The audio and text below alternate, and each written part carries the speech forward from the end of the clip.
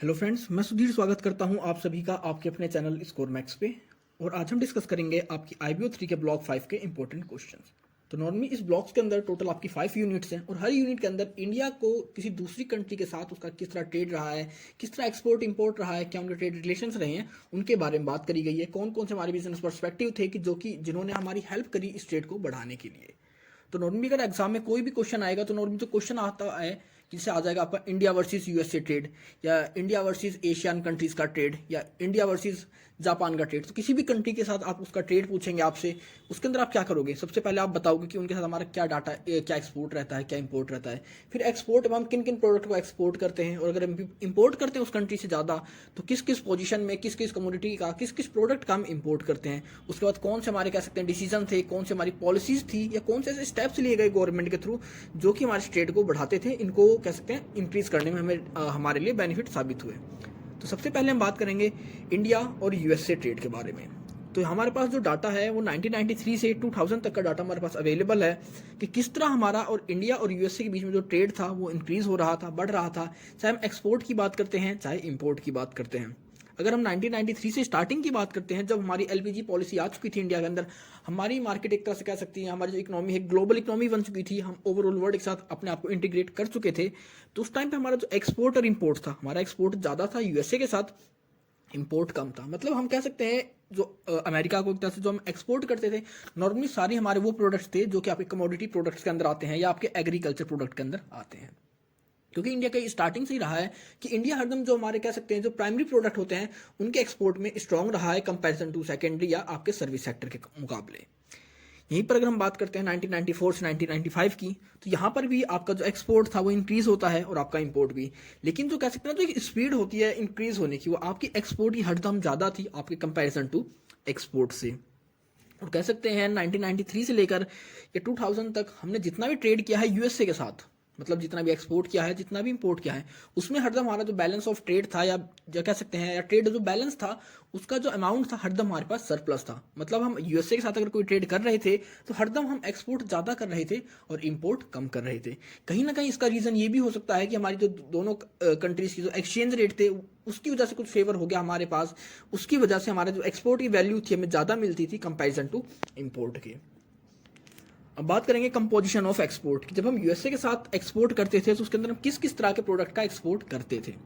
तो अगर आप टेबल के अंदर देखेंगे तो जैसे इसके अंदर आपके पास कह सकते हैं 10 या 12 तरह के आइटम्स दे रखे हैं। तो सबसे पहले बात करेंगे table 16.6 which shows composition of India's major export to USA. The major export items are gems, jewelry, R&D of cotton, cotton yarn fabrics, handicrafts,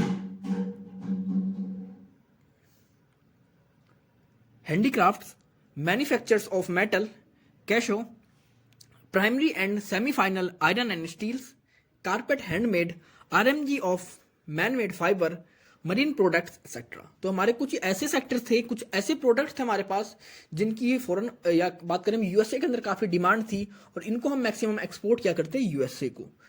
The export of majority of these items have been growing. These commodities accounted for about 73% of India's total export to USA in 1990 to 2000.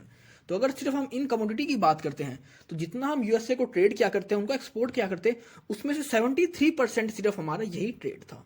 नीचे आपके पास table है, आप table की help से और अच्छे से समझ सकते हैं कि हमारा किस कह सकते हैं किस प्रोडक्ट का कितना एक्सपोर्ट इंक्रीज हो रहा था, किस स्पीड से इंक्रीज हो रहा था। बात करेंगे कंपोजिशन ऑफ इंपोर्ट कि हम यूएसए से क्या क्या इंपोर्ट करते थे, किस कंपोजिशन में इसको इंपोर्ट करते थे। तो India's imports from USA, the major items of imports are electronic goods, fertilisers manufacture, non electrical machinery, organic chemicals, pearls, precious and semi precious stones, professional instruments, optical goods, project goods, artificial resins, plastic materials, inorganic chemicals, etc. These commodities accounted for about 65% of India's total import from USA in the year 1999 to 2000. तो हमने देखा कि जो India का export था उसके अंदर maximum सारे वो प्रोडक्ट थे जो आपके एग्रीकल्चर प्रोडक्ट थे। लेकिन जब हम यूएसए की बात करते हैं वहां से हम किस चीज़ को इम्पोर्ट कर रहे थे, मतलब जो एक तरह से कह सकते हैं जो टेक्निकल या जो इंडस्ट्रियल प्रोडक्ट थे, जैसे आपके ऑप्टिकल गुड्स थे, प्रोजेक्ट गुड्स थे, आर्टिफिशियल रेशंस थे, ऑर्गेनिक केमिकल्स थे, या आपकी नॉन इलेक्ट्रिकल मशीनरीज थी, फर्टिलाइजर्स थे। तो ये सब क्या थे, एक तरह से कह सकते हैं जो इंडस्ट्रियल प्रोडक्ट थे हम वो तो यूएसए से इम्पोर्ट करते थे, और जो हमारे जो प्राइमरी प्रोडक्ट होते हैं, एग्रीकल्चर प्रोडक्ट होते हैं, उनको यूएसए को एक्सपोर्ट कर रहे थे। नेक्स्ट है an overview of European union, कि हम यूरोपियन यूनियन का एक ओवरव्यू देखते हैं किस तरह बनी है, किस एस्टेब्लिशमेंट हुआ है, कौन कौन से इसके मेंबर कंट्रीज हैं। The seeds of creation of an European united Europe were sown during 1952 with the establishment of the European Coal and Steel Community ESSC among Belgium। तो इसकी जो स्टार्टिंग हुई ये नहीं कहा कि फर्स्ट डे ही यूरोपियन यूनियन को बना लिया गया था, इसका क्रिएशन हो गया था। इसकी स्टार्टिंग जो हुई थी 1952 के अंदर हुई थी, किसके साथ, आपका establishment of European coal and steel community ESSC, जो कहाँ बनी थी, आपकी बेल्जियम फ्रांस के अंदर। इसके अंदर क्या था, इन्होंने जो भी कुछ आपके बेल्जियम के एरिया के या यूरोपीय रीजन की जो भी कंट्रीज थी उन सभी के रिसोर्सेज को एक तरह से कंबाइन कर दिया गया था, जिसके थ्रू कि वहाँ के रिसोर्सेज को मैक्सिमम यूज कर सके, यूटिलाइज कर सके। Then West Germany, Italy, Luxembourg and the Netherlands, the objective was common utilisation of the coal and steel resources of the member countries. इनका मेन ऑब्जेक्टिव वही था कि जो भी आपकी मेंबर कंट्रीज हैं उनके रिसोर्सेज को एक तरह से प्रॉपर वे में यूटिलाइज किया जा सके। The European Common Market (ECM) and the European Atomic Energy Community among the six followed with effect from 1st January 1958. The former with the objective of moving towards a common market in all factors of production, and the latter the promoting common efforts for the growth of nuclear industries in the region. इसके बाद आपका एक और इनके बीच में agreement हुआ, एक और एस्टेब्लिशमेंट हुआ एक यूनियन का 1 जनवरी 1958 के अंदर, European common market and the European atomic energy community. इनका मेन ऑब्जेक्टिव था कि न्यूक्लियर इंडस्ट्रीज के अंदर जो भी हमारा ग्रोथ होता है उसको प्रमोट करना इन रीजन के साथ मिलकर। मतलब ये फोकस था कि हम इस पूरे रीजन को एक साथ डेवलप करेंगे, इसके अंदर जो हमारी न्यूक्लियर इंडस्ट्रीज हैं उनकी ग्रोथ पर फोकस करेंगे। The three grouping later merged to form a European Economic Community (EEC), which was substantially changed to the European Community। इसके बाद कुछ 3 कंट्रीज थी जो कि अपने आप बाद में मर्ज हो गई थी आपकी यूरोपियन इकोनॉमिक कम्युनिटी के अंदर, और कुछ टाइम बाद उसको बदल दिया गया था यूरोपियन कम्युनिटी के साथ, उसके नाम के साथ, मतलब रिप्लेस कर दिया गया था इसके नाम को। Another treaty establishment the European Union with effect from 1st November 1993। आपका यूरोपियन यूनियन कब बना, 1 नवंबर 1993, wherein the scope of cooperation among member countries were enlarged to include common security, foreign economic and monetary policies, including introduction of a single European currencies, development of common citizenship, and close cooperation in justice and home affairs। और इस European union का main objective क्या था कि आपके reason की जो भी कंट्रीज हैं उनके लिए एक सिंगल करेंसी का यूज किया जाए, सिंगल करेंसी को एस्टेब्लिश किया जाए, जिसके थ्रू इन रीजन के बीच में अगर वो ट्रेड करे तो वहाँ पर उनको एक्सचेंज रेट की प्रॉब्लम ना हो, कोई से वहाँ पर कह सकते हैं कोई भी इश्यूज को फेस ना करना पड़े, इन सभी के बीच में एक कॉमन सिटीजनशिप हो, और जहाँ पर जो भी कह सकते हैं जस्टिस या होम अफेयर्स होते हैं उनको ईजी वे में कोऑपरेट किया जा सके, सोल्व किया जा सके। At presently the EU comprise 15 member countries are as follows. तो अगर हम प्रेजेंटली बात करें तो यूरोपियन यूनियन की 15 मेंबर कंट्रीज हैं। The original 6 founder members of the ESCS and Euratom, Belgium, Luxembourg, France, Italy, Netherlands and Germany। तो ये हमारे कह सकते हैं जो एक तरह से फॉर्मेशन मेंबर थे, फाउंडर मेंबर थे हमारे यूरोपियन यूनियन के, जिन्होंने एक तरह से एस्टेब्लिशमेंट किया था ESC का, क्योंकि कहीं ना कहीं इसकी जो स्टार्टिंग हुई थी वो ESC से ही हुई थी, European coal and steel community से। इसके बाद आपके Denmark, Ireland and UK which joined in 1973, Greece which join in 1981। तो इसके बाद आपका डेनमार्क, आयरलैंड और UK इन्होंने ज्वाइन किया इसे 1973 के अंदर, और फिर आपका जो ग्रीस था, ग्रीस ने इसे ज्वाइन किया 1981 के अंदर। Portugal and Spain which join in 1986, and Australia, Finland and Sweden which join in 1995। ये टोटल ओवरऑल 15 कंट्रीज हैं जिन्होंने टाइम के साथ कुछ गैप के बीच में इन कंट्रीज को, इस यूनियन को ज्वाइन किया। European unions trade relations with major countries, European unions के कौन कौन से कह सकते हैं ट्रेड रिलेशंस है कौन कौन सी मेजर कंट्रीज के साथ, मतलब जो एक तरह से बड़ी कंट्रीज हैं उनके साथ यूरोपियन यूनियंस के किस तरह के ट्रेड रिलेशंस हैं। तो सबसे पहले हम बात करेंगे मेडिटेरियन कंट्रीज। द ईयूई या कह सकते हैं European union has entered into association cooperation agreement with 12 Mediterranean countries which provide for duty free access in the EU market. इन्होंने एक एग्रीमेंट किया हमारा किसके साथ, 12 मेडिटेरियन कंट्रीज के साथ, और जिसके थ्रू इन्होंने एक फैसिलिटी प्रोवाइड करी free duty access in the EU market. क्या वो 12 कंट्रीज यूरोपियन यूनियन की मार्केट के अंदर बिना ड्यूटी के एंटर हो सकती हैं for the industrial production of most of the countries and tariff concession for some agriculture items. Turkey and Cyprus have form custom unions with EU.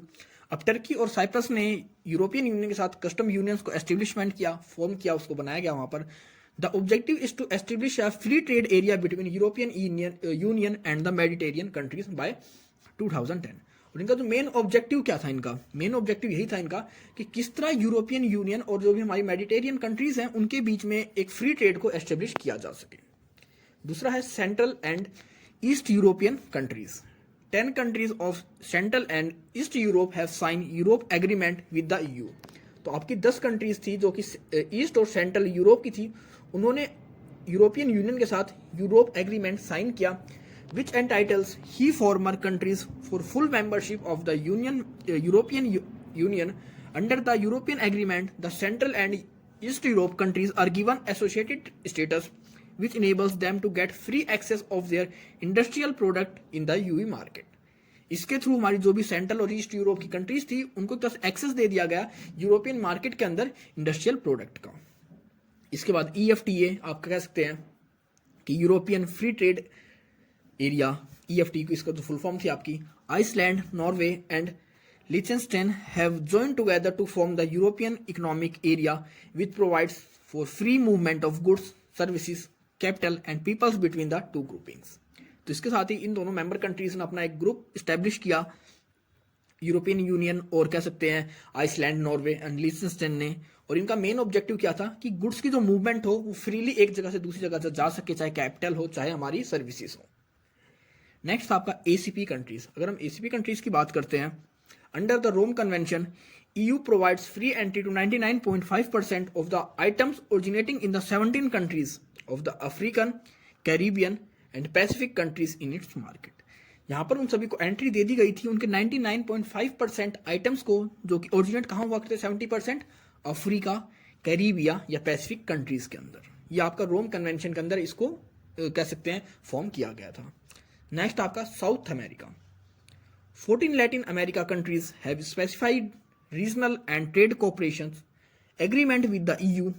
EU has been extending tariff concessions to the manufactured item for developing countries under the Generalized System of Preference GSP scheme since 1997। तो इनकी जो scheme थी इसमें अंदर कह सकते हैं जो 14 लैटिन अमेरिकन कंट्रीज थी उसके साथ एक रीजनल एग्रीमेंट हुआ हमारे EU का, और उन्होंने वहां पर उन्हें एक फैसिलिटी प्रोवाइड करी कि आपके जो मैन्युफैक्चर्ड आइटम है डेवलपिंग कंट्रीज के, उनके ऊपर हम आपको कंसेशन प्रोवाइड करेंगे। हम अब लास्ट में बात करेंगे इंडिया के पर्सपेक्टिव से कि यूरोपियन यूनियन और इंडिया क्या पर्सपेक्टिव रहा है, किस तरह का इनका ट्रेड रिलेशंस रहा है। Economic and trade relations between the EU and India have been governed by different agreement sign by the parties from time to time.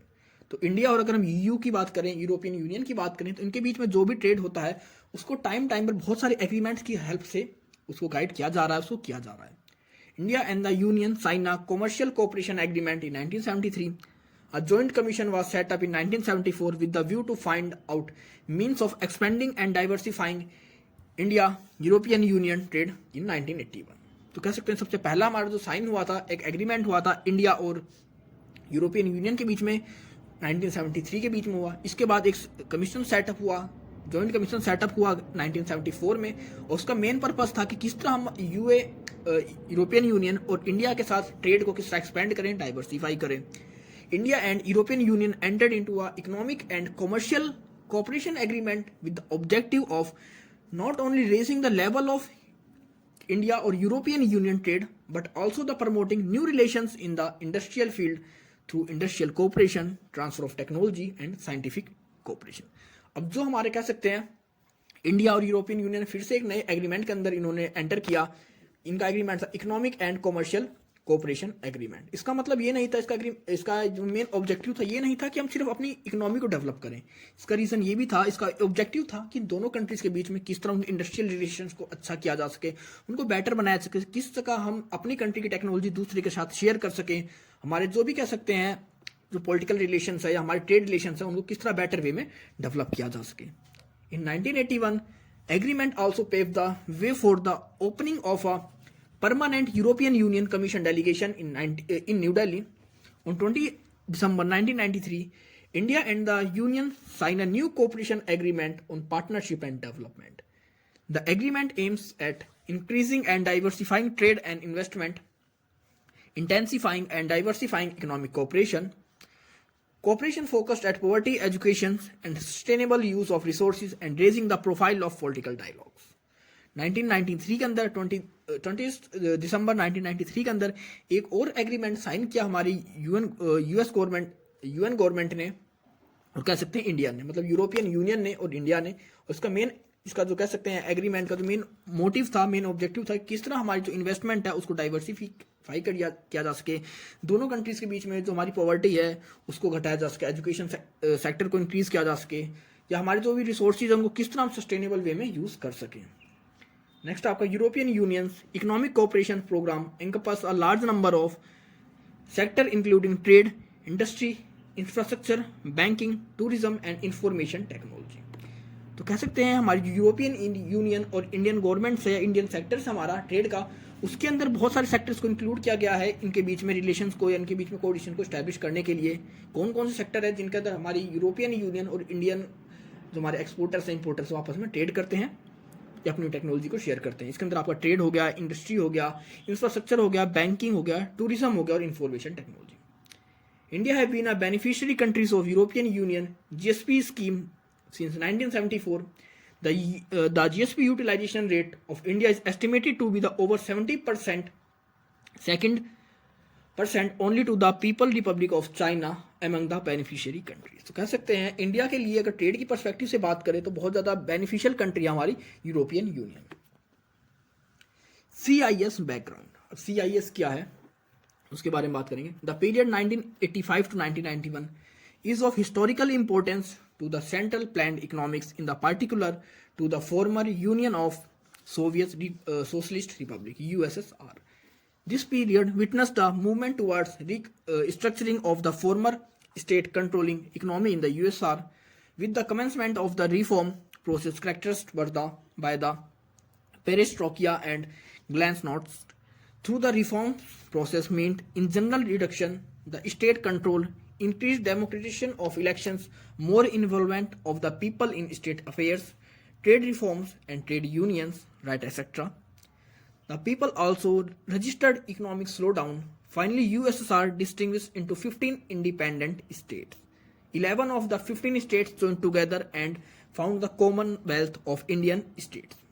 तो जब हमारा कैसे बात करते हैं यूएसएसआर की, यूएसएसआर जब उसका कह सकते हैं उसको तोड़ा गया, वो आपस में ब्रेक हो गया अलग अलग इंडिपेंडेंट कंट्रीज के अंदर। तो कितनी कंट्रीज के अंदर वो डिवाइड हुआ, 15 कंट्रीज के अंदर वो डिवाइड हुआ, इंडिपेंडेंट स्टेट्स के अंदर उसको बांट दिया गया, वो बट गया हमारे यूएसएसआर, जिसे कि हम आज के टाइम में रसिया बोलते हैं। तो उनमें से उन 15 कंट्रीज के अंदर से कुछ 11 कंट्रीज ने मिलकर एक ग्रुप बनाया जिसे कि उन्होंने नाम दिया Commonwealth of independent states.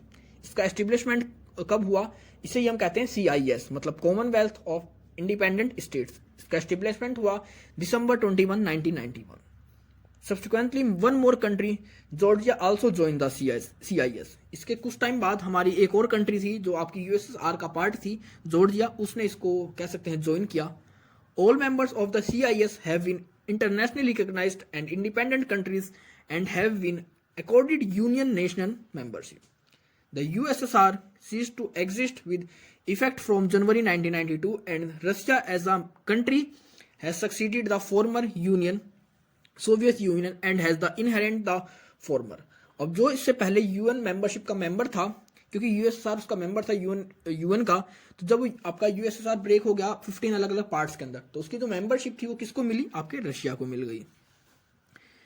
The members of CIS are Armenia, Uzbekistan, Azerbaijan, Belarus, Georgia, Kazakhstan, Kyrgyzstan, Moldova, Russia, Tajikistan, Turkmenistan, Ukraine and Uzbekistan. तो ये हमारे कुछ मेंबर्स हैं जो कि CIS के मेंबर कंट्रीज हैं।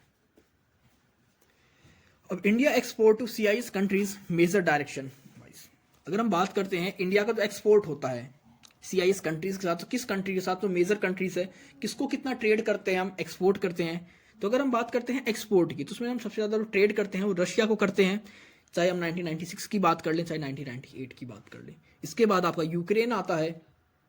यूक्रेन में अगर हम बात करें 1996 की, तो उस टाइम पे कह सकते हैं इंक्रीज हुआ 1997 पर, लेकिन उसके बाद थोड़ा वो डिक्रीज हो गया था 1998 का। मतलब एक बार इंक्रीज होता है, एक बार डिक्रीज होता है। उज्बेकिस्तान की बात करें तो उज्बेकिस्तान का भी यही था, 1996 के अंदर हमारा जो कह सकते हैं जो एक्सपोर्ट था इनको वो 29 करोड़ था, उसके बाद 1997 में 65 करोड़ से पहुंच गया, और फिर ये कह सकते हैं 1998 के अंदर आते आते फिर से हमारा डिवेल्युएट होकर 59 करोड़ पर आ गया था। इसी तरह आपका Kazakhstan 16, 32 and 162।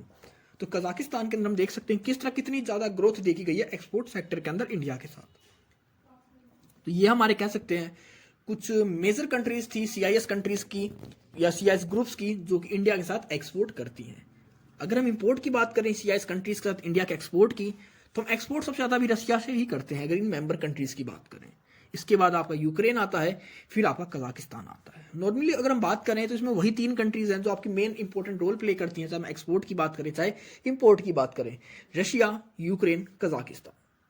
The major item of export from Indian, तो इंडिया से कौन कौन से मेजर प्रोडक्ट है जो एक्सपोर्ट करते हैं CIS कंट्रीज, आपकी गारमेंट्स हो गए, टी हो गए, coffee, rice, drug and pharmaceuticals, plastic and petroleum products, textiles, leather goods, spices and cosmetics. तो ये कुछ वो प्रोडक्ट थे जो कि इंडिया से एक्सपोर्ट करती है हमारी CIS मेंबर कंट्रीज। और हम इनसे क्या इंपोर्ट करते हैं, उसके अंदर हमारा gold, silver, raw wool, raw silk, chemical, machinery, fertilisers, iron and steels, non ferrous metals.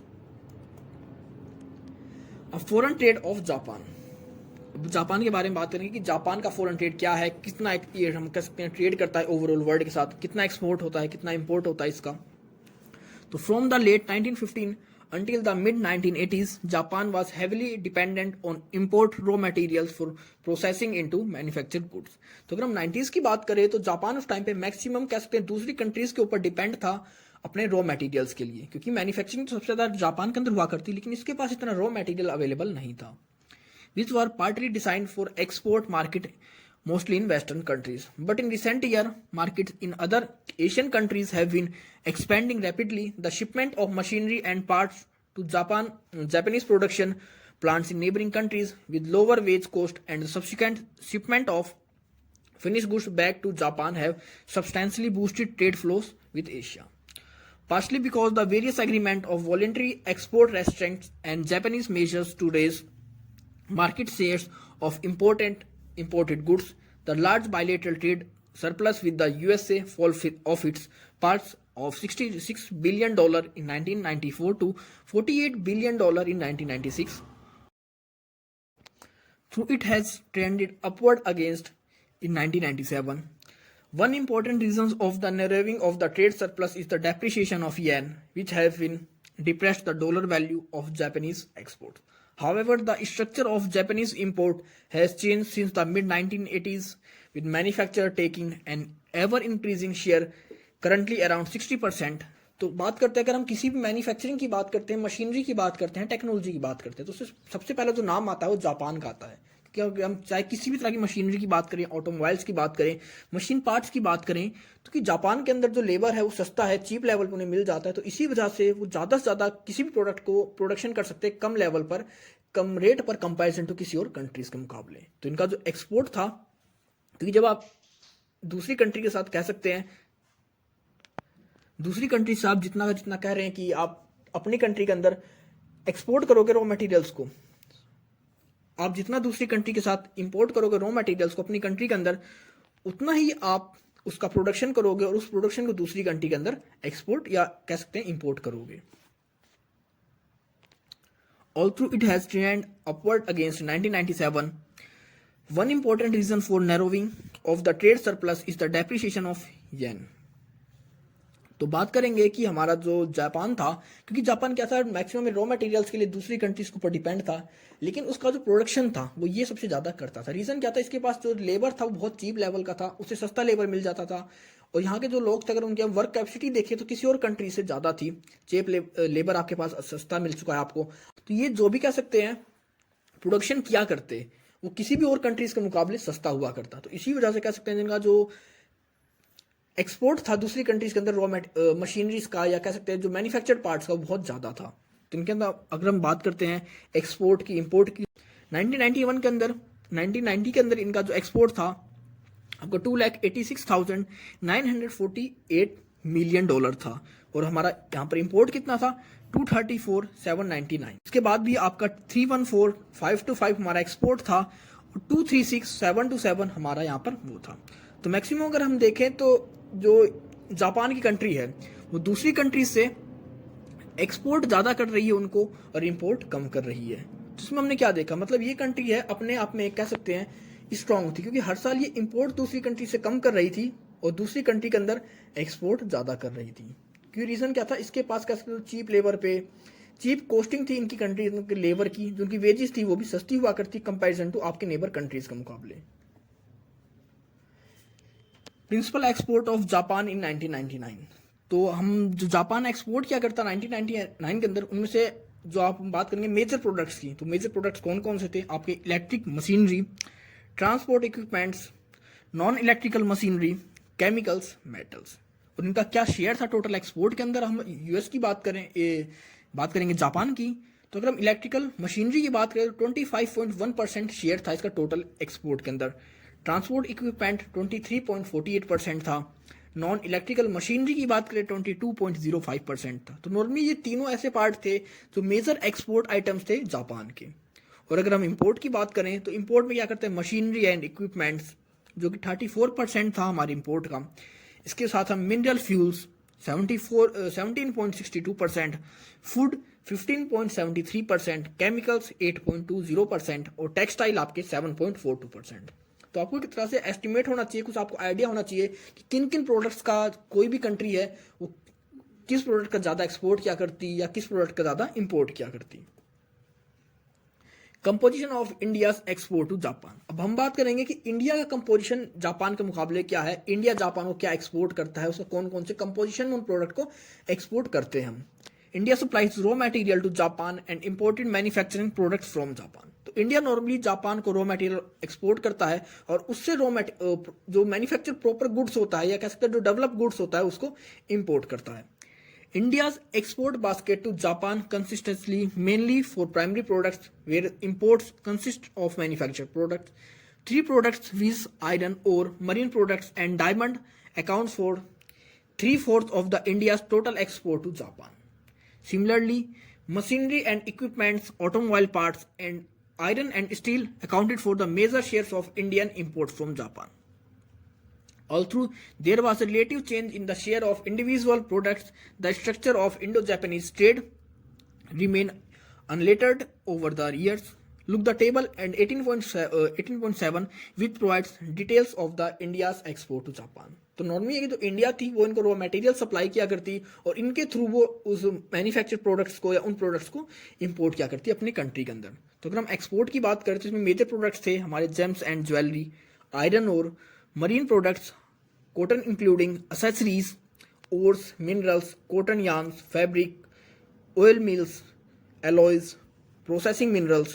तो ये हमारे कुछ कह सकते हैं इंपॉर्टेंट मेजर पार्ट्स थे एक्सपोर्ट सेक्टर के जापान को। और इसके साथ ही कि हम जापान से किन किन प्रोडक्ट को अब इंपोर्ट करते थे अपनी कंट्री के अंदर। इसके अंदर हमारे आएंगे project goods, machinery except electric and electronic, electrical machinery except electronic, transport equipments, iron and steel, organic chemicals, artificial resins, plastic metals etcetera, electronic goods, professional instrument except electronics. तो आपको इन तरह के हर गुड्स का एक आइडिया होना चाहिए कि अगर आप जापान की बात करते हो तो आपके माइंड में तुरंत एक इमेज आनी चाहिए कि जापान जो एक तरह से कह सकते हैं मैन्युफैक्चर गुड्स के मामले में, टेक्नोलॉजी के मामले में, मशीनरी के मामले में हम हमारी इंडिया से कहीं आगे है, तो हम उससे इन्हीं सभी चीज़ों को इम्पोर्ट करेंगे अपनी कंट्री के अंदर।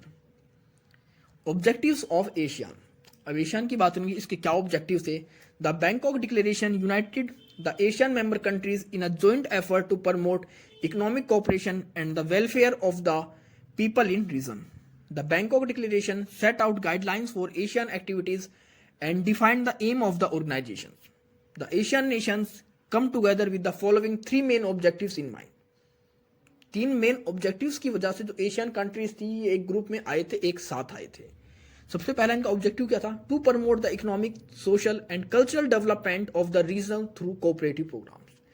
अपनी अपनी कंट्रीज के इकोनॉमिक कंडीशंस को, सोशल डेवलपमेंट को, कल्चरल डेवलपमेंट को इंक्रीज करना, डेवलप करना, इन इश्यूज को डेवलप करना with the cooperation of regional programme से कोऑपरेटिव प्रोग्राम। दूसरा, to safeguard the political and economical stability of the region against big power rivalry. हमारी पॉलिटिकल और इकोनॉमिक कंडीशंस को स्टेबल करना, उसको सेफ गार्ड करना। और तीसरा था to serve as a forum for the resolution of intra regional differences. और इंट्रा डिफरेंशियल जो हमारे जो इंटर रीजनल डिफरेंसेस थे उनको सोल्व करने के, उनके रिजोल्यूशन के लिए एज एक फोरम की सर्विस प्रोवाइड करना। तो ये थे हमारे कुछ ऑब्जेक्टिव्स एशियान के। The thrust of ASEAN economic cooperation in the 1990s including the following: the fully implemented the ASEAN free trade area to develop the regional into a global base for the manufacturers of value added and technical sophisticated products geared toward servicing the region and world market. मतलब ऐसे कौन कौन से steps थे जो कि हमारे cooperation को बढ़ा रहे थे एशिया की, जो हमारे ग्रुपिंग थे उसके हिसाब से हमने क्या क्या किया। तो सबसे पहले था हमारा टोटली जो फ्री ट्रेड एरिया हो जाए, जो भी एशियन ग्रुप्स के मेंबर हैं वो हर कोई कंट्री अपनी कंट्री के अंदर इंप्लीमेंट करे कि अगर उस एशियन ग्रुप की कोई भी कंट्री उसके साथ ट्रेड करती है तो वो ट्रेड फ्री एरिया माना जाएगा। दूसरा इसके बाद था कि to develop the region into a global base for the manufacture of value added and technological sophisticated products gear toward servicing the regional and world markets. हर कंट्री अपने आप को डेवलप करना था एक कहते हैं ग्लोबल बेस की तरह। नेक्स्ट है to enhance the industry efficiency of the region through exploiting complementary locations advantage based on the principle of market share and resource pooling. आपकी जो मार्केट की इन्फॉर्मेशन है, प्रिंसिपल उनको शेयर करना था, आपके जो रिसोर्स हैं उनको आप कह सकते हैं शेयर कर सकते हैं, डिवाइड कर सकते हैं। जो जिस कंट्री के लिए जो बेनिफिशियल है, जो जिस सेक्टर के अंदर कह सकते हैं एफिशिएंट है, उस सेक्टर के अंदर उसका बेनिफिट उठाएगा। Next, to enhance the attractiveness of the region for investment and as to a tourist destination. हर कंट्री अपने आप में कह सकते हैं एक अपना इन्वेस्टमेंट करेगी और टूरिस्ट डेस्टिनेशन को डेवलप करेगी अपनी अपनी कंट्रीज के अंदर। Next, to cooperate enhancing greater infrastructure development which will contribute more efficient business environment। Her country अपने आप में कह सकती है और कोऑपरेट करेगी एक दूसरे के इंफ्रास्ट्रक्चर को डेवलप करने के लिए, जो कि उनके बिजनेस एनवायरनमेंट को और एफिशिएंट बनाएगा। और नेक्स्ट आपका to ensure that the rich resources, mineral, energy, forestry and other of the region are exploited efficiently and efficiently. अब जो भी कंट्रीज के अंदर रिच रिसोर्सेज हैं, चाहे मिनरल्स हैं, एनर्जी है, फॉरेस्ट्री है या रीजन्स हैं, उन सभी का कह सकते हैं इफेक्टिवली और एफिशिएंटली यूज किया जाएगा, या इंश्योर किया जाए कि इन सभी का यूज एकदम इफेक्टिवली और एफिशिएंटली किया जाए। नेक्स्ट है India trade with Asian. India का जो ट्रेड था एशियन के साथ वो किस तरह था, हम कितना हमने इनके साथ इंपोर्ट करते थे, कितना हम एक्सपोर्ट करते थे। तो इनके साथ अगर हम अपने बैलेंस ऑफ पेमेंट की बात करें तो 1995 तक या 1996 तक हमारा जो बैलेंस ऑफ पेमेंट था या ट्रेड बैलेंस था वो हरदम फेवरेबल में था, सरप्लस में था। लेकिन उसके बाद अगर हम बात करते हैं 1996 से 1999 तक या 2000 तक, इसके बाद हमारा कंटिन्यू इस कंट्रीज के साथ जो हमारा ट्रेड था उसकी वजह से हमारा जो ट्रेड बैलेंस था वो डेफिसिट में आने लगा, क्योंकि इन कंट्रीज के साथ हम इंपोर्ट ज़्यादा कर रहे थे और इनको हम एक्सपोर्ट कम कर रहे थे। The export and imports both have been growing. The export have been increased from 167.55 million, 1,675.55 million in 1993 to 1994, and 2,200.87 million in 1999 to 2000. Similarly, imports have increased from 1,101.67 million in 1993 to 1994, and 4,449.39 million in 1999 to 2000. The growth of imports have been faster than the export growth. अब यहाँ पर हमारी जो growth हो रही थी, ये नहीं थी कि हमारी एक्सपोर्ट में ग्रोथ नहीं हो रही थी, लेकिन जो ग्रोथ हमारी इंपोर्ट की हो रही थी उसके कंपैरिजन हमारा जो एक्सपोर्ट सेक्टर था अपने आप को डेवलप नहीं कर पा रहा था, अपने कह सकते हैं जो एक्सपोर्ट कैपेसिटी थी उसको नहीं बढ़ा पा रहा था। The major products that are currently being exported by India to Asian region as a whole include oil minerals, manufacture of metals, machinery and instruments, and primary and semi-furnished iron and metals, cotton raw materials including waste, cotton yarn, fabrics, makeups, meats and preparations, gems and jewelry, transport equipments, dyes, intermediate and coal tar chemicals, electronic goods, spices, drugs, pharmaceuticals, fine chemicals, electronic, agrochemicals, fruits and vegetables, ये कह सकते हैं आपकी leather और manufacturing goods, aluminium, manmade yarn, fabric, plastic and linoleum products. देखिए आपके पास काफ़ी सारे प्रोडक्ट्स थे जो कि हम एक्सपोर्ट कर रहे थे आपकी एशियन कंट्रीज़ को। इसके साथ ही अगर हम बात करते हैं इंपोर्ट की, तो इंपोर्ट के अंदर हम कौन कौन से प्रोडक्ट को इंपोर्ट करते थे उनके साथ, इलेक्ट्रिसिटी मशीनरी हमारी हो गई, machine except electrical and machine tools, wood and wood products, organic chemicals, natural rubbers, paired precious, semi-precious stones, professional instrument, coal and coke briquettes, cashew nuts, dyeing, tanning, coloring materials, transport equipments। तो देखा आपने कि हमारे पास export और import की दोनों की list बहुत लंबी है एशियन कंट्रीज के साथ, लेकिन हमारा जो डेवलपमेंट हुआ यहाँ पर इंपोर्ट में ज़्यादा हुआ था, हमारा जो इंपोर्ट था वो ज़्यादा ग्रोथ किया कंपेरिजन टू हमारे एक्सपोर्ट, और इसकी वजह से हमारा जो बैलेंस ऑफ ट्रेड था वो डेफिसिट में आ गया था। India's SAARC trade. India's export to SAARC have been increasing in the year 1993 to 1994. The export was to the $897.25 million and reached to $1,722.68 million in 1995 to 96। तो 1993 से 1995 के बीच में 897 से हमारा जो कह सकते हैं ट्रेड था वो कितना इंक्रीज हो गया, एक तरह कहते हैं आपका डबल हो गया था पूरा ट्रेड, क्योंकि वहां पर हम एक $900 मिलियन के नियर बाई थे और यहाँ पर हम हो गए थे $18 मिलियन के आसपास, 1800 मिलियन के डॉलर आसपास। तो हमारा जो ट्रेड था वो एकदम से डबल हो गया था सार्क कंट्रीज के साथ इंडिया का। It marginally reduced in the year 1996 and 1997 and marginally decreased in 1997 to 1998 and slightly increased in 1998 to 1999। तो कह सकते हैं हमारा जो ट्रेड था यूएस से जो सार्क कंट्री कभी तो इंक्रीज हो रहा था कभी डिक्रीज हो रहा था, उसका कोई एक फिक्स पैरामीटर या फिक्स कोई एक वो नहीं था कि हरदम इंक्रीज ही हो रहा है या एक डिक्रीज ही हो रहा था, टाइम के साथ कभी इंक्रीज हो जाता तो कभी डिक्रीज हो जाता। तो हम बात करेंगे कि हमारे मेजर आइटम्स कौन कौन से थे एक्सपोर्ट के सार्क कंट्रीज को। तो हमारे मेजर एक्सपोर्ट आइटम्स थे कॉटन, यार fabrics, made-ups, transport equipments, non basmati rice, drugs, pharma and fine chemicals, machinery and instruments, prime and semi-furnished iron and steels, pulses, manufactured of metals, glass, etc. wooden products, spices। तो ये तो हमारे वो थे जो हम एक्सपोर्ट करते थे सार्क कंट्रीज को।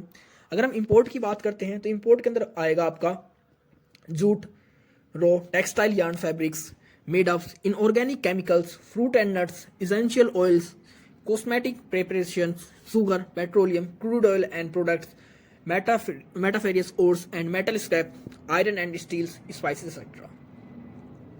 ऑब्जेक्टिव्स ऑफ सार्क, कि सार्क को क्यों बनाया गया, इसके क्या ऑब्जेक्टिव थे। तो सबसे पहला ऑब्जेक्टिव था to promote the welfare of the people of South Asia and improve their quality of life. South Asia के पर्सन जो भी थे उनकी जो लाइफ स्टैंडर्ड था, उसकी जो क्वालिटी थी लाइफ की, उसको इम्प्रूव करना सबसे पहला काम था इनका।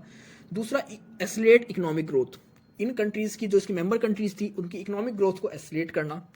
नेक्स्ट था to promote active collaboration and mutual assistance in the economic, social, cultural, technical and scientific fields. इन कंट्रीज के बीच में कोलैबोरेशन एस्टैब्लिश करना, कोऑर्डिनेशन लेके आना, जिसके थ्रू अगर कोई एक कंट्री को डेवलप करती है तो उसका बेनिफिट ओवरऑल रीजन उठा सके, चाहे आप इकोनॉमिक फॉर्म में बात करें, सोशल फॉर्म में बात करें, कल्चरल कोलैबोरेशन हो या आपका टेक्निकल या साइंटिफिक फील्ड में हो।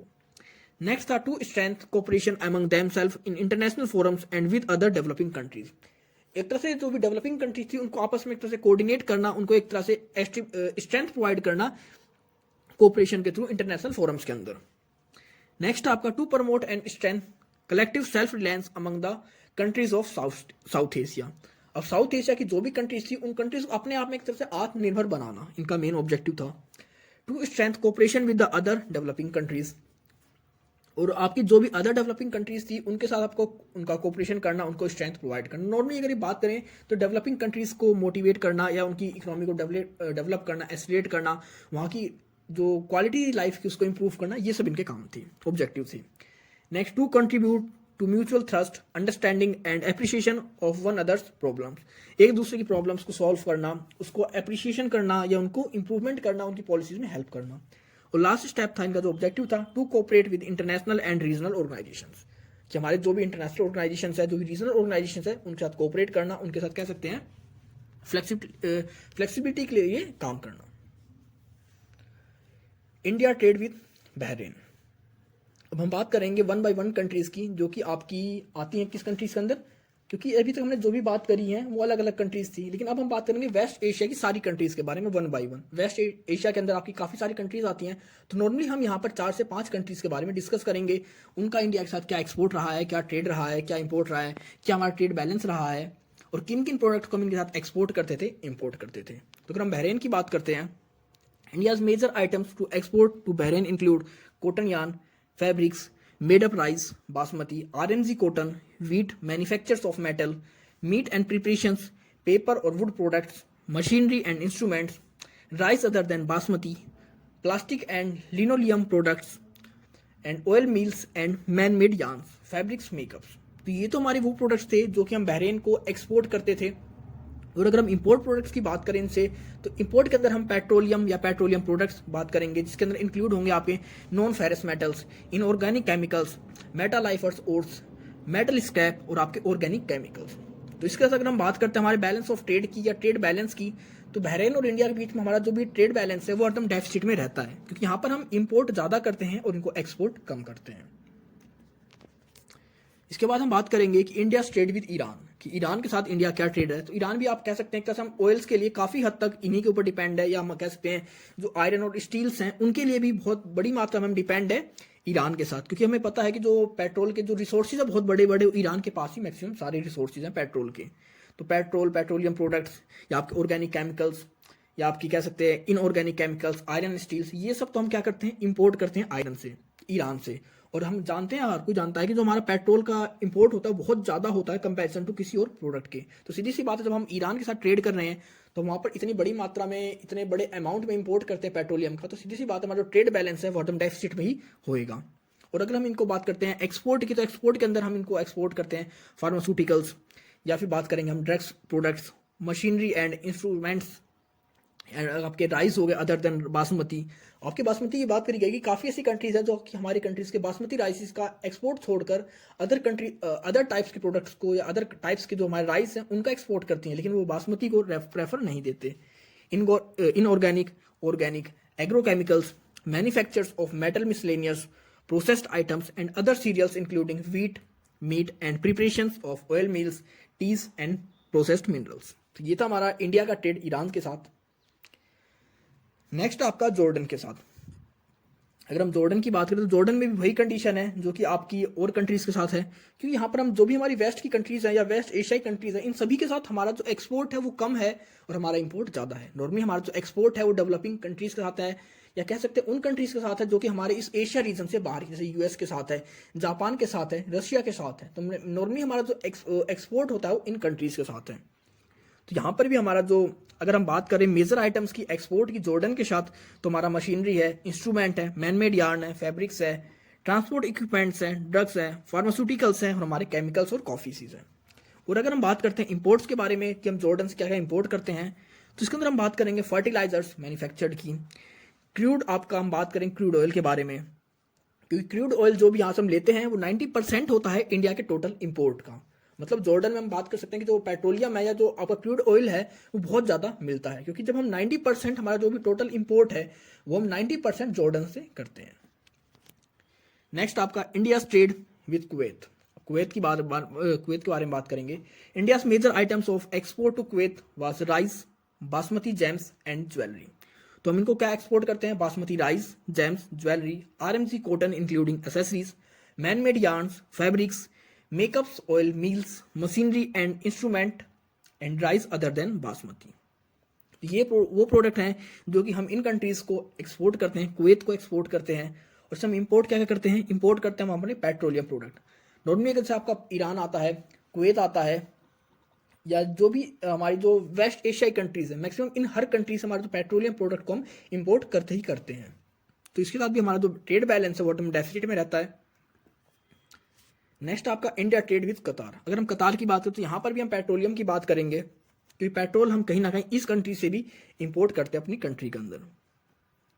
अगर हम एक्सपोर्ट की बात करें तो एक्सपोर्ट करते हैं हम oil mills, cotton yarn, fabrics, makeup paints, animals, वेनिसीज manufacture and metal machinery and instrument, transport equipments and rice basmati. तो ये वो प्रोडक्ट्स थे जो कि हम इसको एक्सपोर्ट करते हैं। और अगर इंपोर्ट की बात करें, fertiliser manufactured, organic chemicals and inorganic chemicals account for more than 80% of the India's import from Qatar in recent years। तो इंडिया से हम जो कतर से जो भी इंपोर्ट करते हैं उसका 80% क्या आता है आपका, 3 product, fertilisers manufactured, organic chemicals and inorganic chemicals. इन तीनों का जो का इसका पार्टिसिपेशन होता है मोर देन 80% से ज्यादा होता है कतर के साथ इंपोर्ट का। नेक्स्ट आपका India trade with Saudi Arabia.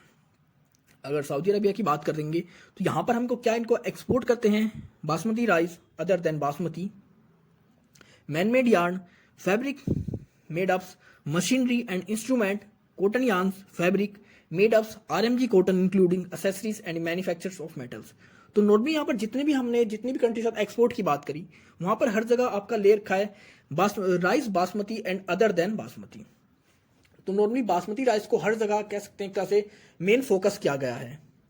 Rice की अगर बात होगी तो वहाँ पर दोनों तरह के आपको राइस को लिख देना है कि बासमती और बासमती भी नहीं, क्योंकि नॉर्मली जो भी वहाँ पर आपके एग्जामिनर होते हैं वो उनको इतने पॉइंट याद नहीं होते किस कंट्री के पास कौन से राइस देखते हैं। अगर वहाँ वो ये देखेंगे कि आपने किसी एक स्पेसिफिक राइस का नाम लिखा है, एक ब्रांड का नाम लिखा है, तो हाँ क्या आपको नॉलेज है इस चीज़ का। और अगर हम बात करेंगे इंपोर्ट की, तो इंपोर्ट के अंदर हम जैसे कि आपकी अदर वेस्ट एशियन कंट्रीज हैं, पेट्रोलियम या पेट्रोलियम प्रोडक्ट हैं, वही इसका भी मेन इंपोर्ट आइटम है जो कि हम इसे इंपोर्ट करते हैं।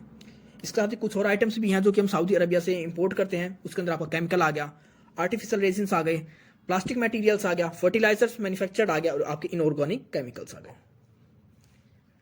नेक्स्ट आपका India trade with United Arab Emirates. अब यूनाइटेड अरब इमरात के साथ हमारा क्या ट्रेड रहा है, क्या एक्सपोर्ट करते हैं, क्या इंपोर्ट करते हैं, जिसके साथ भी हमारा जो कह सकते हैं 1997 टू 1998 तक हमारा हरदम डेफिसिट था। लेकिन कह सकते हैं इसके साथ कंटिन्यू हमारी जो एक वैल्यू होती है ना हमारी ट्रेड बैलेंस की, वो इंप्रूव होती गई है। पहले हमारा -839 करोड़ का बैलेंस था ट्रेड डेफिसिट का, उसके बाद वो 596 का हुआ, फिर वो 923 का हुआ, एक बार इंक्रीज हुआ, लेकिन फिर वो डिक्रीज होकर 325 और लास्ट में वो 615 करोड़ में वो कह सकते हैं सरप्लस में आ गया। तो किस तरह कह सकते हैं कि यूनाइटेड अरब इमरात के साथ हमारा जो एक्सपोर्ट है वो धीरे धीरे इंक्रीज हो रहा है इंपोर्ट के कंपैरिजन। अगर हम इसमें बात करेंगे कि हम एक्सपोर्ट क्या करते हैं, तो manmade yarn, fabrics madeups, manufactured of metals, gems and jewellery, cotton yarn, fabrics madeups, RMG cotton including accessories, marine products and machinery and instrument, plastic and linoleum products, miscellaneous processed items, rubber manufactured products, meat and preparation and tea. और अगर हम बात करते हैं import की, तो import के साथ हम बात करेंगे यहाँ पर पेट्रोलियम एंड पेट्रोलियम प्रोडक्ट्स की, जो कि इसके मेन प्रोडक्ट्स हैं। तो अगर कोई भी क्वेश्चन आता है वेस्ट एशियन कंट्रीज के साथ, यूनाइटेड अरब, ईरान या आपका कुवैत, मतलब कोई भी ऐसा क्वेश्चन आता है इन कंट्रीज के साथ जो कि वेस्ट एशिया की कंट्री आती है, तो इंपोर्ट के अंदर तो आप डायरेक्टली लिख सकते हैं पेट्रोलियम और पेट्रोलियम प्रोडक्ट या केमिकल, क्योंकि ये एक तरह से एक सकते हैं हमारा जो बहुत ही मेजर रिसोर्स होता है इंपोर्ट का इन कंट्रीज के साथ। और इसके साथ ही आपको all countries trade prospects and factor who encourage trade, और इसके साथ ही आपको हर कंट्री के ये भी देखना होगा कि उन कंट्रीज ने अपने एक्सपोर्ट को बढ़ाने के लिए या इंपोर्ट को बढ़ाने के लिए, डिक्रीज करने के लिए कौन कौन सी स्टेप्स लिए, कौन कौन से फैक्टर्स थे जिन्होंने ट्रेड को एनकरेज किया। नॉर्मली इसके अंदर हर ट्रेड के अंदर हर कंट्री ने कुछ एक लिमिटेड स्टेप्स ही लिए जाते हैं हर कंट्री के थ्रू। जैसे अगर कोई अपनी कंट्री में कहती है कि उसे अपने इंपोर्ट को हटाना है अपनी कंट्री के अंदर, तो टैरिफ को बढ़ा देगा, और अगर कोई चाहता है कि वो इंपोर्ट को बढ़ाना चाहता है तो टैरिफ को रिड्यूस कर देगा। अगर वो चाहता है कि वो ज़्यादा से ज़्यादा दूसरी कंट्री में इन्वॉल्व हो, एक्सपोर्ट बढ़े, उसकी कंट्री के अंदर दूसरी कंट्रीज का ट्रेड बढ़े, तो वहाँ पर वो अपनी जो पॉलिसीज़ को लिबरल कर देगा, अपने रीजनल एग्रीमेंट बनाएगा जिसके थ्रू कि वो अपनी जो कोई रीजनल कंट्रीज होती हैं, जैसे एशियान की बात करी, नाफ्टा की बात करी या सार्क की बात करी, एक रीजन के थ्रू अपने एग्रीमेंट को बढ़ाएगा, अपने ट्रेड को बढ़ाएगा, अपने कोऑपरेशन को बढ़ाएगा।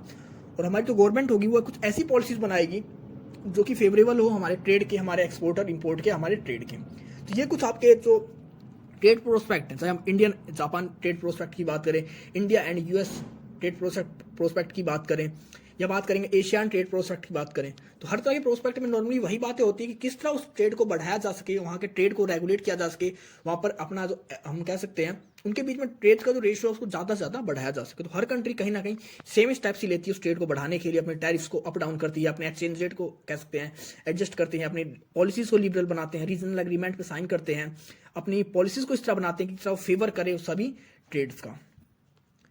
तो ये थे आपके ब्लॉक 5 के इंपॉर्टेंट क्वेश्चंस। आई होप आपको सब कुछ समझ में आ गया होगा। तो मिलते हैं जल्दी एक नई वीडियो के साथ, तब तक के लिए take care, goodbye friends.